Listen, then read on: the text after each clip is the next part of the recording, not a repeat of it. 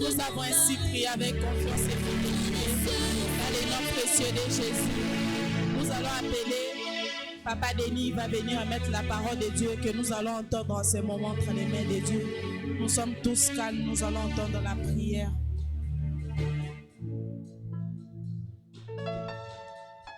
Père, nous te rendons grâce parce que tu es notre Dieu, éternellement et à jamais. Tu es notre seul et unique guide jusqu'à la mort. Devant toi, tu es un feu dévorant. Derrière toi, tu es un buisson ardent. Autour de toi, tu es une forte tempête. Le moment est venu que tu vas nous parler. Dans Psaume 119, verset 11e, tu nous dis ceci. Serre ma parole dans ton cœur, afin que tu ne puisses pas pécher contre moi. Dans le même Psaume 119, mais verset 105e, tu nous dis ceci. Que ta parole est une lampe à nos pieds et une lumière sur notre sentier. Tu n'es pas un homme pour mentir, tu n'es pas un fils de l'homme pour se repentir. Ce que tu dis, tu le fais, ô l'Éternel notre Dieu. Ta parole nous transforme et nous donne la joie de vivre. Ta parole est une arme puissante que nous utilisons aussi pour vaincre et convaincre nos ennemis. Ta parole, ô l'Éternel notre Dieu, nous oriente. Ta parole est le seul chemin obligatoire qui nous amène au salut suprême, c'est-à-dire à la vie éternelle. Le moment est venu que tu vas nous parler. Ton esclave sera ici devant nous. Ce n'est pas lui qui va parler, mais c'est toi qui vas parler à travers lui. Et que le Saint-Esprit l'utilise puissamment, qu'il nous exhorte ta parole avec foi et non par peur à l'Éternel notre Dieu. Ta parole et nous donne toutes les solutions à tous nos problèmes. Ta parole, ô l'Éternel notre Dieu, nous donne des réponses à toutes nos questions. Sois avec nous, ô l'Éternel notre Dieu, à ce moment-ci. Enlève en nous tout esprit de distraction, tout esprit de somnolence, tout esprit de divagation de pensée à ce moment. Mais que nous soyons branchés à ta radio céleste au début jusqu'à la fin.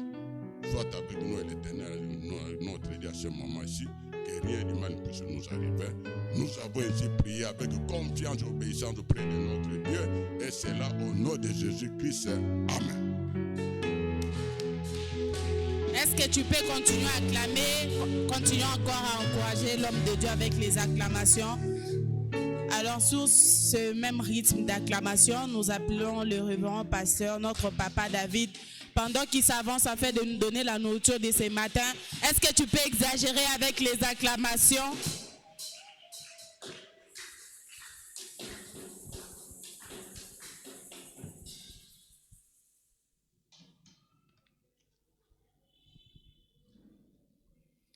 Que le Seigneur vous bénisse. Est-ce que tu peux saluer deux personnes? Tu peux leur souhaiter une bénédiction ce matin. Saluer deux personnes, souhaite-leur une bénédiction ce matin. Dis-lui, ce jour t'appartient, c'est ton jour aujourd'hui.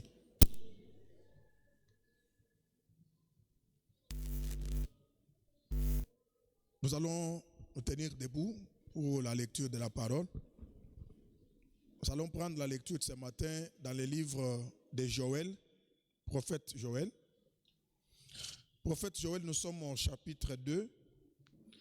Nous allons prendre la lecture à partir du verset 25. Joël, chapitre 2, à partir du 25e verset. Nous arrêtons au verset 28. Joël chapitre 2. Joël chapitre 2, le verset 27 et 28, nous lisons au nom du Seigneur. À partir du verset 25. À partir du verset 25.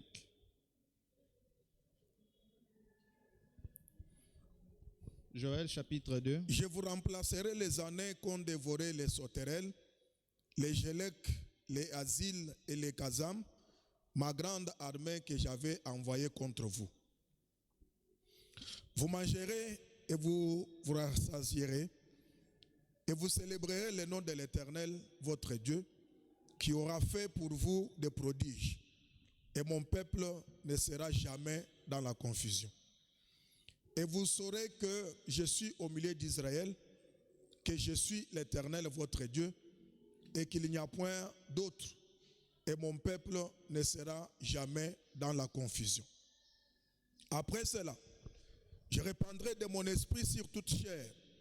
Vos fils et vos filles prophétiseront, vos vieillards auront des songes, et vos jeunes gens des visions, parole du Seigneur. Que Dieu ajoute la bénédiction à la lecture de sa parole.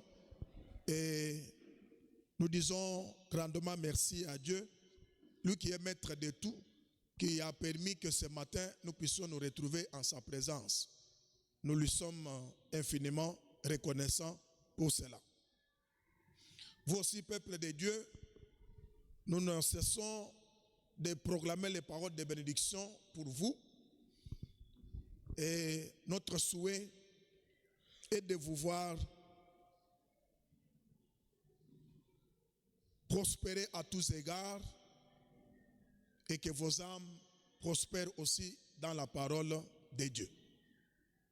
Soyez tous bénis et soyez dans la joie du Seigneur. Ce matin, nous allons mettre les deux ensemble. Nous sommes toujours dans notre grand thème, dans les eaux profondes, pour des résultats étonnants. Dans les eaux profondes, il y a des choses qui se passent. La profondeur appelle toujours la profondeur. Il n'y a personne qui ne veut pas entrer dans la profondeur, ni de la connaissance, ni dans la recherche, ni dans sa vie de chaque jour, qui ne veut pas aller dedans et qui souhaiterait avoir de bons résultats et être très heureux et être très bien affermi dans sa vie. Chaque personne qui a besoin d'aller loin, d'être en paix, il doit toujours chercher à approfondir ce qui gravite autour de cette paix qu'il cherche, de cette connaissance qu'il cherche ou de ces résultats qu'il attend. Il doit faire tout un grand effort pour que cela soit merveilleux selon ses attentes, ainsi de suite. Mais ce matin, nous allons parler de quelque chose selon le calendrier de notre Église. Il nous est demandé de parler sur un thème ce matin, mais qui ne va pas se dissocier de ce que nous sommes en train de faire ou de dire.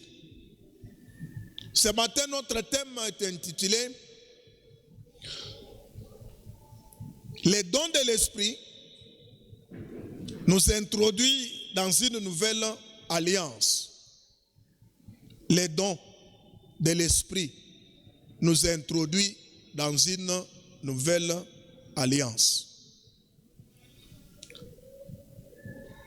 Il y a une alliance qui a existé et il y a une nouvelle alliance où les dons de l'Esprit vont nous introduire. Et c'est à chacun d'être prêt pour qu'il commence une nouvelle marche et être reçu dans cette nouvelle famille. Aujourd'hui, c'est un grand jour pour tous les chrétiens, tous les pentecôtistes. C'est un grand jour pour eux. Un grand jour pour eux. Pourquoi? Parce que c'est le jour même où l'Église a été née. Le jour de Pentecôte. Le jour de la célébration de l'effusion du Saint-Esprit dans l'Église ou dans le monde. C'est alors que le Saint-Esprit est descendu que l'Église a vu jour. Que le christianisme a commencé. Donc c'est un grand jour aujourd'hui où j'avais souhaité voir les membres de l'Église, chacun, homme, femme, jeune, garçon et fille, chacun vouloir se plonger, aujourd'hui pas dans les eaux profondes, mais se plonger dans la profondeur de la puissance de l'Esprit de Dieu. Parce que c'est le don que le Saint-Esprit apporte qui nous introduit dans une nouvelle alliance. L'alliance qui est contractée par le Seigneur lui-même. C'est le don de l'Esprit qui nous introduit dans cette alliance-là. Alors chaque enfant de Dieu ce matin est appelé à se plonger dans la plénitude de la puissance de Dieu pour discerner quelle est la volonté de Dieu pour lui. Et en connaissant la volonté de Dieu, on ne va pas marcher selon la chair, mais on va marcher selon l'Esprit de Dieu et on accomplira que la volonté de Dieu et non la volonté humaine. Amen. Alléluia. C'est pourquoi notre lecture, si vous suivez très bien, ça retrace déjà une ancienne alliance et une nouvelle. La nouvelle alliance commence par le verset 28 qui dit « Après cela ». Après cela, ça nous fait voir qu'il y a quelque chose qui a existé auparavant. Et ce qui avait existé était ancien, et ce qui est ancien a vieilli, et ce qui a vieilli est au point de disparaître. Il faut maintenant que la nouvelle chose commence. Et la nouvelle chose va commencer par ce point virgule qui dit « après cela ». Après cela, après cette ancienne alliance, je répandrai mon esprit sur toute chair, sans exception. Je répandrai mon esprit sur toute chair. Et les hommes et les femmes, chacun recevra une portion de la puissance de l'esprit qui sera répandue par le Seigneur lui-même. Ici, il n'est pas question de discrimination. Parce que dans les églises aujourd'hui, nous voyons qu'il y a des discriminations, surtout lorsque nous parlons des églises de réveil. Les églises de réveil ne reconnaissent pas les ministères féminins, les ministères des femmes. On ne reconnaît pas. Mais ici, c'est dans l'Ancien temps. Ce n'est même pas Paul. Ce n'est même pas dans le Nouveau Testament. C'est dans l'Ancien Testament. La Bible, le prophète dit, le Seigneur m'a dit après cela. C'est le prophète qui interprète les paroles du Seigneur. Les paroles que Dieu a mises sur sa bouche pour donner à son peuple. Il dit, le Seigneur m'a dit qu'après cela, après cette ancienne alliance, il viendra une nouvelle alliance. Et lorsque j'introduirai les gens dans la nouvelle alliance, je répandrai mon esprit, ma puissance, ma force sur toute chair. Il n'y a pas d'exception, il n'y a pas de distinction. On ne dira pas que ça, ce sont les hommes qui sont habilités, appelés à recevoir cette puissance, mais les femmes, on les met de côté. Je répandrai mon esprit sur toute chair. Alléluia. Suivez-moi très bien. Parce que je ne voudrais pas que vous soyez ici dans l'église spirituelle, dans l'église du Saint-Esprit, l'église du Saint-Esprit qui encourage le ministère des femmes, Mais nous sommes dans cette église, en même temps, nous sommes en train de combattre les ministères qui sont reconnus aux mamans. Nous devons comprendre que, étant membres de l'église de Dieu, nous devons marcher selon les normes de cette église. Nous n'allons pas aller en dehors. Nous n'allons pas aller faire le contraire que ce que nous recevons comme enseignement dans notre église. La Bible dit ici que je répandrai mon esprit sur toute chair après cela. Après quoi? Nous avons lu au verset 25, verset 26 et le verset 27. Vous allez comprendre que la Bible dit: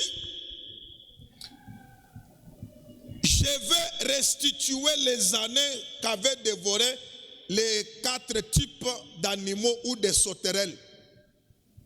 Il y a 4 types de sauterelles. Ces sauterelles ont dévoré les produits du champ. Ils ont dévoré même les arbres. Ils ont dévoré tout. Et le peuple d'Israël est resté dans la confusion. Et la Bible dit: je vais vous restituer ces années qu'ont dévoré les gélèques, les casimes et d'autres sauterelles. Je vais vous restituer cela. Vous allez manger, vous allez vous rassasier, vous serez content, je serai Dieu, je serai parmi vous. Et il dit: mon peuple ne sera jamais dans la confusion. Et il répète ça au verset 26 et au verset 27. Il répète la même chose: mon peuple ne vivra jamais dans la confusion. Mon peuple ne restera jamais dans la confusion. Donc, avant de répandre l'esprit, il y a quelque chose qui se passe. C'est quoi? C'est la restauration. Dieu restaure son peuple. Dieu rétablit son peuple dans son état originel. Après avoir été rétabli dans l'état originel, Dieu vient maintenant répandre, introduire ces gens dans la nouvelle alliance pour comprendre que dans l'ancien temps, dans les choses qui sont déjà passées, notre manière de vivre n'était pas conforme. Nous avons eu des problèmes avec Dieu. Dieu a envoyé sa grande armée. Cette grande armée est venue pour nous détruire. Comme nous sommes en train d'être détruits par un petit pays, le Rwanda. Peut-être nous allons comprendre que c'est Dieu qui est à la manœuvre, parce que ce petit pays, le Rwanda, ne peut pas faire quelque chose devant ce pays à la dimension continentale. Notre pays, la République démocratique du Congo, un pays qui a une dimension continentale. Mais ce pays-là, agressé par un petit pays, et beaucoup de gens versent les larmes.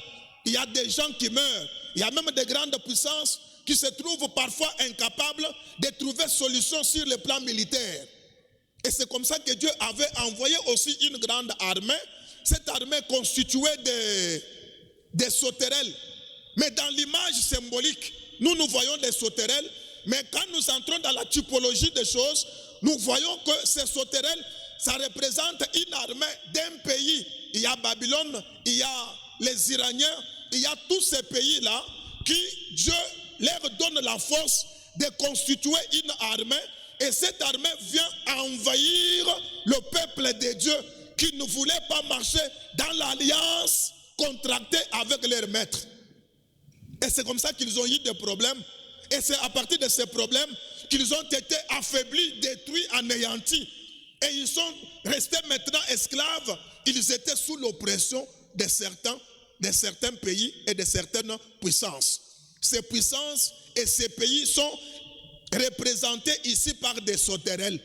Or, en réalité, ce n'était pas des sauterelles, mais c'était un peuple, une armée. Parce que la Bible précise: j'avais envoyé une grande armée pour détruire Israël, qui n'était pas resté dans l'alliance, qui n'était pas resté dans mon alliance, qui n'est pas resté dans mes principes. Et lorsqu'ils se sont comportés de cette manière, j'ai eu la colère et j'ai envoyé ma grande armée, et cette armée a détruit le peuple. Et le peuple est en train de verser les larmes. Maintenant, comme Dieu dans sa miséricorde il n'abandonne pas éternellement son peuple et ses enfants. Il se souvient toujours de l'alliance contractée avec Abraham. Qui a dit Amen? Qui a élevé la voix pour dire Amen? Écoutez, Dieu se souvient toujours de l'alliance. L'alliance contractée avec Abraham, son serviteur. Écoutez, même Paul, quand il parle avec nous, l'église des gentils, Paul leur dit, vous êtes seulement, vous êtes un figuier qui n'avait pas la possibilité d'être considéré parmi les figuiers que Dieu avait considérés. Mais c'est par grâce de Dieu qu'il vous a pris. Il a coupé Israël, qui était l'arbre choisi, planté par Dieu. Dieu a coupé. Il a laissé le tronc d'arbre. Et il vous a pris, vous, l'église des gentils, il vous a hanté dessus. Donc vous vivez non avec les sèves qui venaient de votre savoir, de vos mythes et de tout, mais vous vivez maintenant avec ces sèves qui nourrissaient Israël, mon peuple. Mais retenez bien, si Israël, qui était élu par Dieu, a été chassé, a fortiori vous. Mais par élection, Israël est choisi et élu par Dieu. Un jour, Dieu se souviendra toujours de son alliance et il retournera à Israël, son peuple. C'est comme ça qu'ici, Dieu se rappelle de son alliance avec Israël ou avec son serviteur Abraham. Il a dit, je donnerai cette terre à toi et à ta postérité pour toujours. Mon alliance avec toi, Abraham, n'est pas une alliance éphémère. C'est une alliance éternelle. Même après toi, avec ta postérité, mon alliance demeurera toujours. C'est comme ça que ici, après avoir châtié, après avoir puni, après avoir détruit, il se rappelle maintenant de l'alliance qu'il avait faite avec Abraham. Et par cette alliance, il fait maintenant le travail de la restauration. Il restaure Israël. Et comment? Il restitue. Il commence par rendre, retourner ce que Israël avait perdu. Et si aujourd'hui, ce matin, pendant que je parle, tu étais aussi en train de passer un moment de turbulence, un moment de déception dans la vie, à cause peut-être de ta vie, à cause peut-être de ton caractère, à cause peut-être de ton comportement, ce matin, saisis cette parole. Israël s'est répandu. Ils ont crié à Dieu. Ils se sont humiliés. Ils ont déchiré leurs vêtements. C'est-à-dire, ils ont forcé leur caractère à s'adapter à la mesure que Dieu veut. Et c'est comme ça, comme ils se sont adaptés par leur repentance, Dieu a compris que c'est la repentance qui me fait revenir à ce peuple. Et Dieu revient, il commence par restaurer, restituer, rendre tout ce qu'ils avaient déjà perdu. Ce que tu avais perdu là, répands-toi seulement ce matin, Dieu va te restituer ça. Il va te restituer parce que c'est sa parole. Il commence la restauration.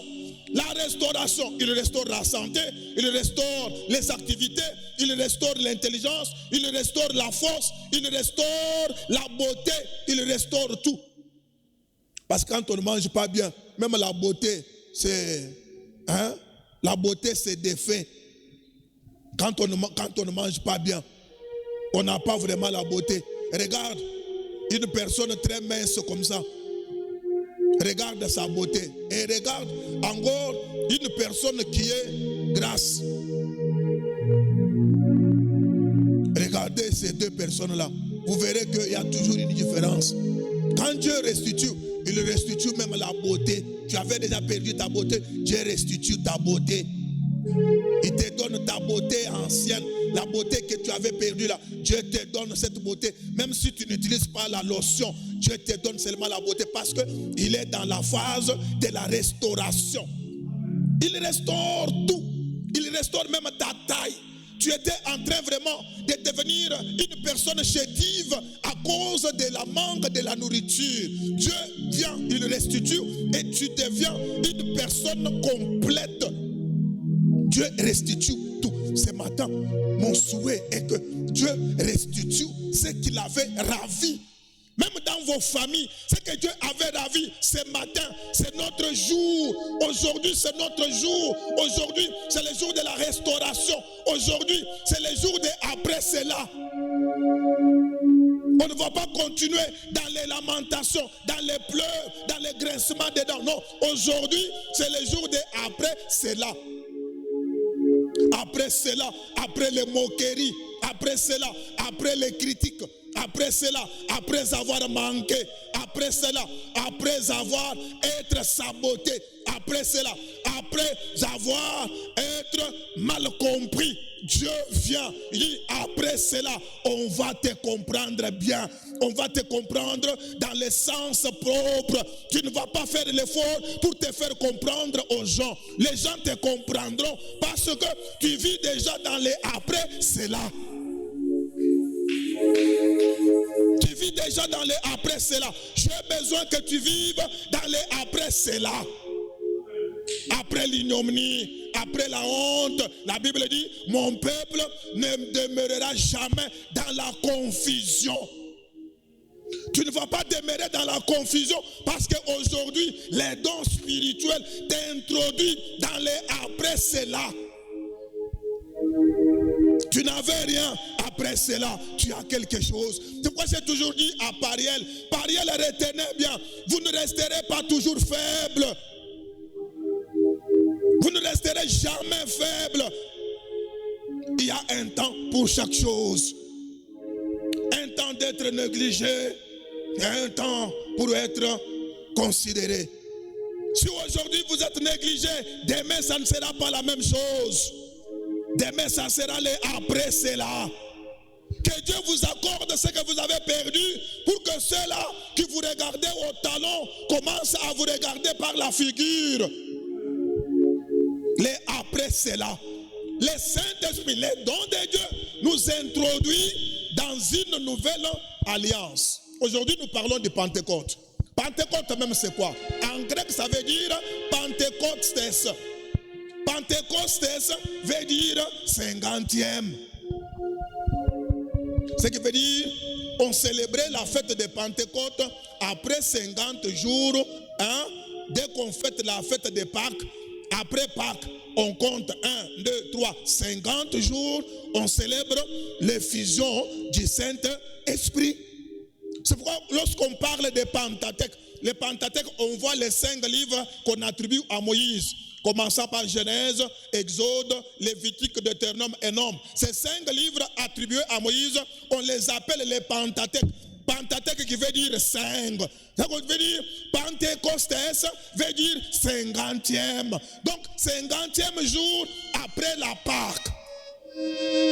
La Pâque, nous célébrons la mort de notre Seigneur Jésus et sa résurrection. Lorsque nous célébrons cette fête qui était observée par les Juifs, aujourd'hui, nous les chrétiens, nous observons aussi les mêmes fêtes de la mort et la résurrection de notre Seigneur. Après la résurrection de Jésus, nous comptons maintenant 10 jours après, il y a Jésus ou 40 jours. Comme aujourd'hui, nous avons des gens qui disent, nous fêtons les 40 jours. Chez nous, nous ne célébrons pas les 40e jour. Amen. L'église lumière ne célèbre pas les 40e jour. Oh, notre frère, notre maman, notre papa, notre soeur est morte. Alors après 40 jours, on va fêter, on organise, on envoie les invitations, les gens viennent, ils se réunissent là-bas, on immole les chèvres, on immole les bibemba. Les gens viennent là-bas, ils mangent et on festoie, on met des cris. Nous célébrons 40 jours après la mort de notre frère. L'église catholique a pris ça parce que Jésus, à sa résurrection, 40 jours, il était en train de faire des disparitions ou d'apparitions dans les milliers de juifs, les apôtres et d'autres juifs. 40 jours après sa résurrection, Jésus était en train d'apparaître. Il apparaît à Paul, il apparaît à Pierre, il apparaît à celui-là. Même sur le chemin d'Emmaüs, il a apparu à d'autres chrétiens ou à d'autres disciples. Maintenant, après 40 jours, Jésus a disparu. C'est alors qu'il est monté au ciel. Il a connu l'ascension. Il est monté au ciel. Alors, dès la montée du ciel, on compte jusque 10 jours pour que le Saint-Esprit descende. Donc, on prend 40 plus 10 dans l'ascension, on met 50, le Saint-Esprit descend. La Pentecôte était considérée comme une fête de la moisson, une fête de récolte. Une fête de récolte. Et tout enfant d'Israël, un juif véritable, les jours de Pentecôte comme aujourd'hui, il n'y a personne qui pouvait s'amener devant les sacrificateurs, mais n'ayant pas une grande offrande à la main. Si vous lisez la Bible de Deutéronome, la Bible dit c'était une fête de moisson à cause des offrandes qu'ils apportaient devant le Seigneur. Et cette fête est considérée, en d'autres termes, comme une fête d'action de grâce. L'action de grâce, c'est une fête, c'est une reconnaissance d'un enfant de Dieu qui reconnaît le merveille de Dieu. Tu as cultivé, tu as récolté de bonnes choses et chacun pouvait prendre les prémices de son champ. Pentecôte était considéré aussi comme une fête de prémices. Les prémices, c'est-à-dire le premier produit du champ. Ce que toi tu pouvais manger là, tu prends ces prémices, tu les présentes à Dieu. Ô Seigneur, comme tu m'as béni, voilà, je t'apporte cette offrande. Bénis-moi Seigneur. Et Dieu prend. Et le reste, Dieu bénit. Une fête de moisson, une fête de récolte, une fête de prémices. Pentecôte, 50e jour après les événements ou après la fête de Pâques. Cette fête était considérée par les Juifs comme une fête de célébration des règles extérieures. Les règles extérieures, ça sous-entend les lois. Il y avait la loi qui était établie, qui était écrite sur des tables de pierre. Et cette table de pierre avait été frappée par terre par Moïse. Lorsque Moïse descend de la montagne, il trouve que les enfants d'Israël étaient en train d'adorer autre chose que les créateurs. Il a brisé la loi. Il a compris qu'Israël vient de briser son alliance avec Dieu. C'est le fait de briser l'alliance avec Dieu qui crée des problèmes, qui crée des soucis entre Israël et son créateur. Moïse a brisé ça. Et aujourd'hui, la Bible dit, cette fête qui était une fête juive est devenue une fête chrétienne parce que c'est le jour où il y a eu naissance même de l'Église. L'Église a été née les jours de Pentecôte. C'est lors de l'effusion du Saint-Esprit que l'Église a vu jour.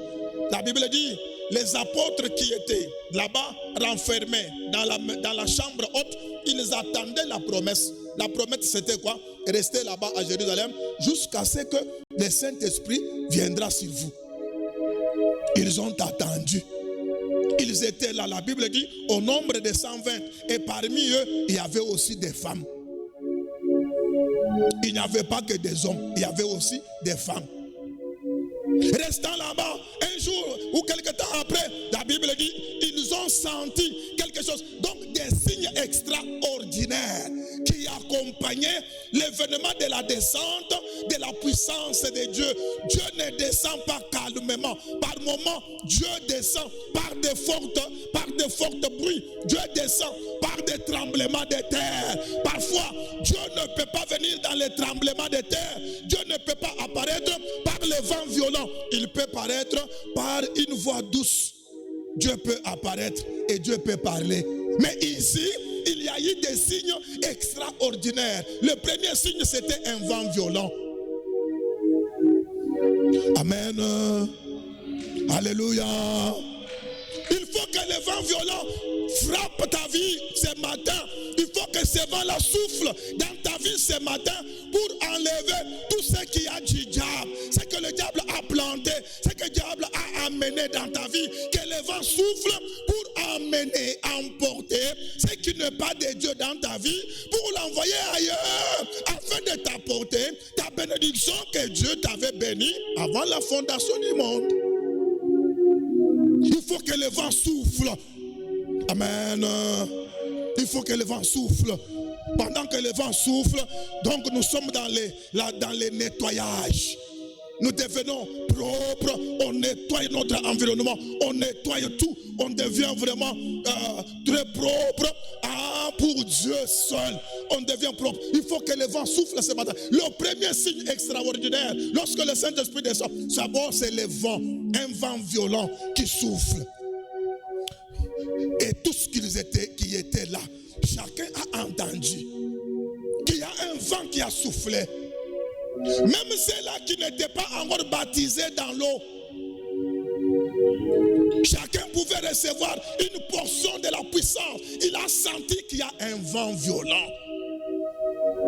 Ce matin, il y a un vent violent qui souffle pour nettoyer l'église et nettoyer tout, même dans notre pays. Aujourd'hui, comme nous parlons de Pentecôte, le vent violent souffle dans notre pays afin de ramener les agresseurs à leur endroit, dans leur milieu de départ. Ils sont venus d'où?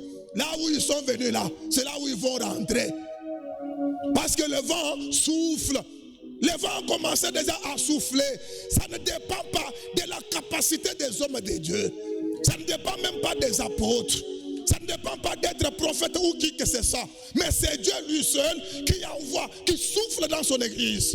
Le vent souffle dans l'église. Et pendant ces moments, il fallait que les chrétiens, que vous êtes, sentez la présence de ce vent-là. Que chacun sente au moins la chair des poules. Regardez même la chair des poules. Il dit, oh, merci Jésus. Ça c'est mon jour. Merci Seigneur. Ça c'est mon jour. Même si on dit non, arrête. Tu n'arrêtes pas. Pourquoi? Parce que c'est ton jour. Parce que c'est ton temps. Tu n'arrêtes pas. Parce que tu es dans ta vie. Après cela.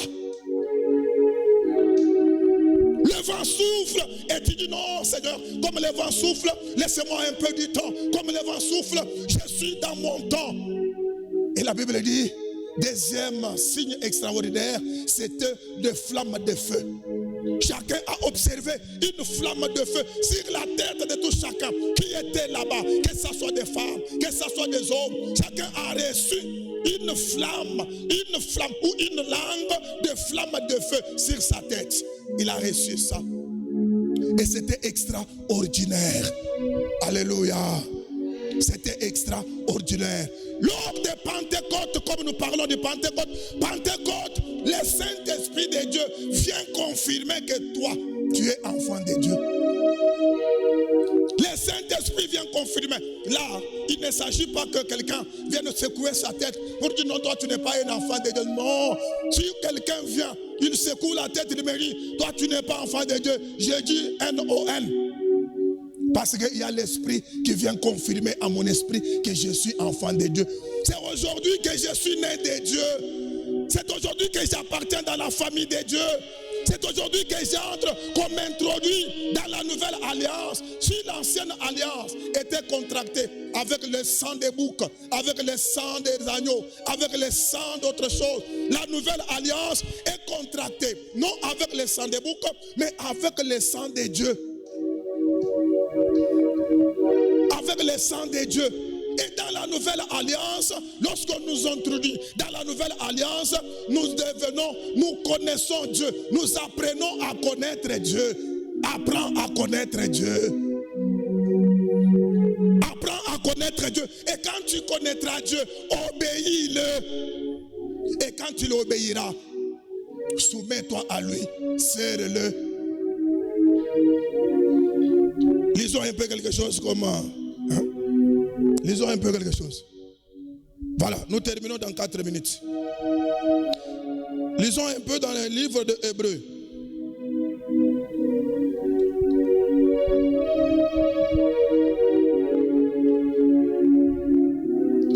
Hébreux, nous sommes au chapitre 8. à partir du 7e verset. Suivons bien la lecture. La Bible dit ceci. Hébreux chapitre 8, verset 7. La Bible dit ceci. En effet, si la première alliance avait été sans défaut, il n'aurait pas été question de le remplacer par une seconde. Car c'est avec l'expression d'un blâme que le Seigneur dit à Israël, voici, les jours viennent, dit le Seigneur, où je ferai avec la maison d'Israël et la maison de Juda une nouvelle alliance. Non comme l'alliance que j'ai traitée avec leurs pères, les jours où je les saisis par la main pour les faire sortir du pays d'Égypte, car ils n'ont pas persévéré dans mon alliance. Et moi aussi, je ne me suis pas soucié d'eux, dit le Seigneur. Vous comprenez, n'est-ce pas? Lorsqu'ils sont sortis dans l'alliance, Dieu ne s'est pas soucié d'eux. Dieu n'a pas pris soin d'Israël. Dieu les a abandonnés. Dieu les a laissés. Auparavant, il avait souci de son peuple. Mais à ce moment, comme ils n'ont pas pris égard à l'alliance, Dieu les a abandonnés. Et il n'est même pas eu souci de ce peuple. Mais voici l'alliance que je vais traiter ou que je ferai avec la maison d'Israël. Après ces jours-là, il y a toujours les après cela. Après ces jours-là, dit le Seigneur, je mettrai mes lois dans leur esprit. Et je les grillerai dans leur cœur. Et je serai leur Dieu. Et ils seront mon peuple. Acclamez pour le Seigneur.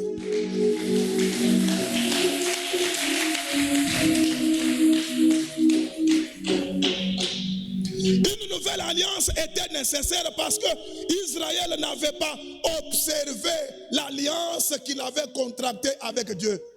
C'est pourquoi une nouvelle alliance était nécessaire pour corriger les faiblesses de l'ancienne alliance.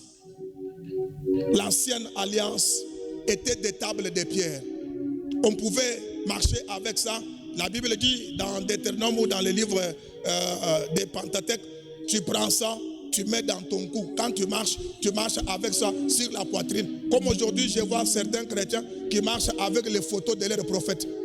Ils marchent avec la photo du prophète sur sa poitrine là. Quand tu le regardes, tu vois, ah, celui-ci, c'est un croyant de... Ils marchent avec ça. Oh, les enfants d'Israël étaient aussi appelés à marcher avec la loi dans leur cou. Pourquoi? Pour ne pas pécher. Vous avez suivi dans la prière, Papa Denis a dit, dans Psaume chapitre 109, le verset 105, il dit, ta parole est une lampe, ta parole est une lumière. Plus haut là, il dit, serre ma parole dans ton cœur, afin de ne pas pécher contre moi. Il n'y a que celui qui a la parole de Dieu dans son cœur, gravée dans son esprit, qui ne peut pas pécher. Mais celui qui a la parole comme quelque chose, comme un papier, comme un livre, comme une table de pierre, celui qui marche avec cette parole de cette manière-là, il ne manque pas de péché. Oh, la Bible dit, la nouvelle alliance que je vais traiter avec mon peuple, la différence c'est que la loi nouvelle sera inscrite dans l'esprit des membres et dans leur cœur. Dieu accordera un cœur à chaque membre pour comprendre. Dieu inscrira la loi dans l'esprit de l'homme et dans l'esprit de la femme, des croyants et des croyantes. Dieu va mettre l'esprit ou la loi de Dieu. Dieu va mettre cette loi dans leur cœur et dans leur esprit, afin qu'ils deviennent un peuple qui appartienne à Dieu. Et Dieu, à ce moment-là, il fait une déclaration forte. Vous serez mon peuple et moi je serai votre Dieu. Amen. Vous serez mon peuple et moi je serai votre Dieu. Ce matin, c'est ton jour bien-aimé. C'est le jour des pentecôtistes. Le jour où nous allons renouveler notre alliance, renouveler notre serment devant le Seigneur pour dire, Seigneur, je t'aime. Seigneur, je t'accepte. Seigneur, je m'abandonne à toi. Je marcherai avec toi. Je ne t'abandonnerai jamais. La nouvelle alliance était nécessaire parce qu'elle vient confirmer. Elle vient nous introduire dans une nouvelle alliance. Et cette nouvelle alliance, la loi n'est pas écrite dans un tableau pour lire Église du Christ libéré Saint-Esprit. Non, ça, on va écrire ça dans nos cœurs et dans notre esprit. Quand tu marches, il y a la lumière dans ton cœur. Quand tu marches, il y a la lumière dans ton esprit. J'aimerais compris. C'est le jour de Pentecôte. J'aimerais compris. J'aimerais que chacun renouvelle son alliance avec Dieu ce matin. Et après cela, je répandrai. Depuis quand tu nous as donné des paroles prophétiques? Depuis quand tu nous as donné des visions que tu reçois de Dieu? Depuis quand tu nous donnes même des songes? Aujourd'hui même les vieillards n'ont pas de songes. Les songes sont partis parce qu'ils ne sont pas en train de respecter l'alliance. Les jeunes filles, la Bible dit, les jeunes garçons et les jeunes filles auront des songes, auront des visions. Et ils prophétiseront. Aujourd'hui, pour prophétiser, c'est un problème. Même pour prier à haute voix, c'est un problème. J'aimerais que chacun puisse ce matin, à haute voix, au nom de Jésus, mets-toi seulement debout. Mets-toi seulement debout.